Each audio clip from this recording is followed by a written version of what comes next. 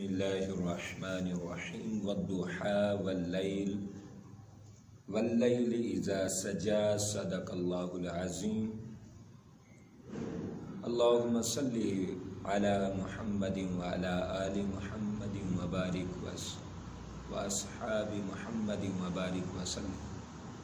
پیارے دوستو، آقا علیہ السلام کی ذات مبارک، آپ کی شان مطہر صرف ہم نہیں بیان کرتے، خدا کی قسم محبوب کی شان و عظمت میں رب نے پورا قرآن نازل فرما دیا۔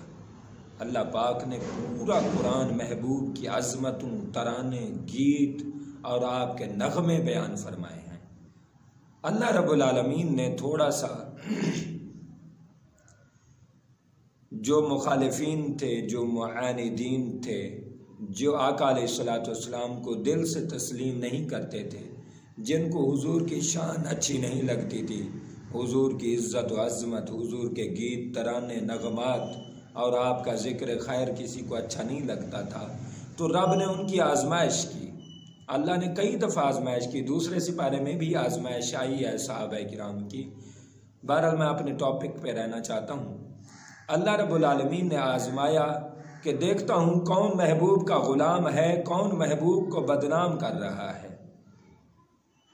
اللہ رب العالمین نے کچھ عرصہ وحی کا سلسلہ بند کر دیا، تو منافقین اور کفار، فاسق اور فاجر لوگ اکٹھے ہو کے کہتے ہیں جس محمد جس خدا کے دعوے کرتا تھا، جس خدا کے تعریفیں کرتا تھا، اس خدا نے اسے چھوڑ دیا ہے، وہ خدا اس سے روٹھ گیا ہے، وہ خدا اس سے ناراض ہو گیا ہے۔ اس طرح کی جب بکواسات ہوئیں اور سارے معاندین اور مخالفین اور شریر لوگ اکٹھے ہو گئے، رب کریم نے اپنی غیرت کا مظاہرہ فرمایا، اپنی محبت اور اپنی چاہت کا مظاہرہ فرمایا۔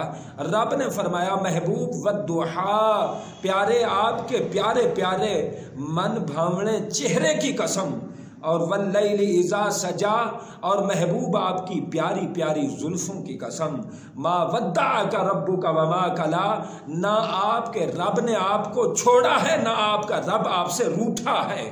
وَلَلْآخِرَةُ خَيْرٌ لَكَ مِنَ الْأُولَىٰ، محبوب ہر آن آپ کی نئی شان ہے، نئی عظمت ہے، نئی ترانے ہیں، نئے گیت ہیں، آپ کے کلمات کو مزید ترقی مل رہی ہے۔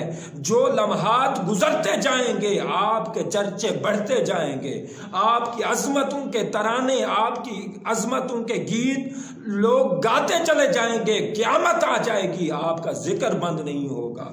وَلَسَوْفَ يُعْطِيكَ رَبُّكَ فَتَرْضَىٰ، فرمایا محبوب ہر کوئی مجھے راضی کرتا ہے، مجھے خوش کرتا ہے، میری رضا چاہتا ہے، لیکن میں خدا تیری رضا چاہتا ہوں، ہر آن تجھے راضی کرنا چاہتا ہوں۔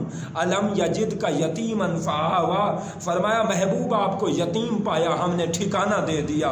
وَوَجَدَكَ ضَالًّا فَهَدَىٰ، محبوب اپنی محبت میں خود رفتہ پایا، وارفتہ پایا، محبوب آپ کو ٹھکانہ دے دیا، ہدایت دے دی، راستہ دے دیا۔ وَوَجَدَكَ عَائِلًا فَأَغْنَىٰ، محبوب آپ کو مالدار نہیں پایا، رب نے مالدار کر دیا۔ فَأَمَّا الْيَتِيمَ فَلَا تَقْهَرْ، محبوب کسی یتیم کو جھڑکے نہیں۔ وَأَمَّا السَّائِلَ فَلَا تَنْهَرْ، اور محبوب کسی سائل کو، کسی منگتے کو، کسی فقیر کو، کسی امتی کو، کسی غلام کو خالی نہ موڑیں۔